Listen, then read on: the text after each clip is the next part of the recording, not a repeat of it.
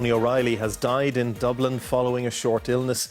He was 88. During his long career, Mr. O'Reilly was a former head of US food giant Heinz, a former chief executive of Independent News and Media, and an international rugby player.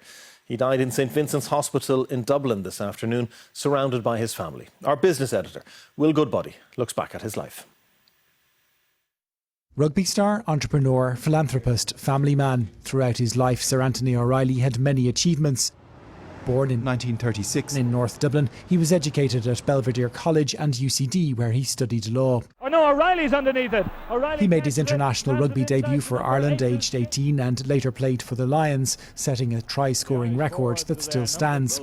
Early in his career, he joined the Irish Dairy Board, where, aged 26, he invented the Kerrygold brand that became a global triumph. Around the same time, he married Australian Susan Cameron, and together they would go on to have 6 children. In the late 60s, US food giant Heinz spotted his ability, and he quickly rose the ranks to become president, chief executive and then chairman. It provides the most interesting, attractive and challenging management opportunity for me personally.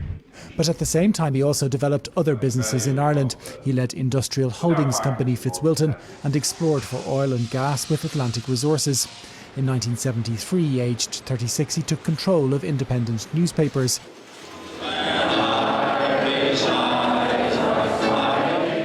An active philanthropist, he also set up the Ireland Funds to fund peace and community projects around the border.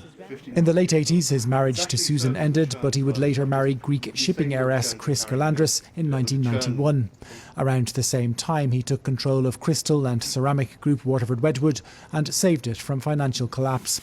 He also grew the independent newspapers group internationally, including in South Africa, Britain, Australia and New Zealand. In 2001, he received a knighthood from Queen Elizabeth and left nobody in any doubt about how he should be addressed. Sir Anthony O'Reilly. That year, he also became locked in a battle with businessman Dennis O'Brien for control of the former state telecom company Eircom, and he won. But the two men were to face one another down years later in a boardroom tussle for control of Independent News and Media. The standoff ultimately resulted in the O'Reillys leaving the firm they'd controlled for 40 years and Mr. O'Brien taking over.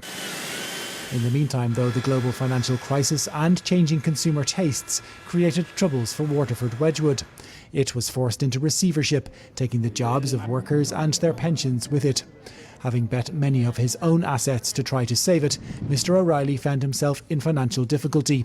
He was forced to sell his Irish properties and went into bankruptcy in the Bahamas. It wasn't the end to a stellar corporate career that many would have predicted.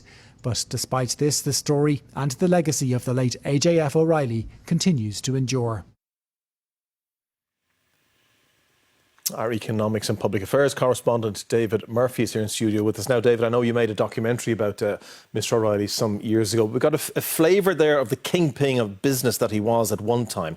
But how would you assess his life and legacy now? Well, I think he was more than just a businessman. He was a philanthropist, he was a sports star. But I think in terms of his business career, the one thing I think he'll be remembered for is his knack of using marketing to his advantage, whether it was in independent newspapers, in Heinz, in Waterford Wedgwood. But I think the first time we really saw that was in the 1960s. At the time, Irish butter was sold as a commodity, mixed in with other butters abroad. But he developed a brand called Kerrygold, and it became a huge international success, selling butter at a premium and leveraging off the quality of Irish butter. And I think that's something that Irish people see right across the world when they go to shops and supermarkets in other parts of the planet. And how have people been reacting to his sad passing tonight? Well, we've had a statement in from the Taoiseach Micheál Martin describing him as a pioneering spirit and someone who had an extraordinary impact on the worlds of business, sport, media and society.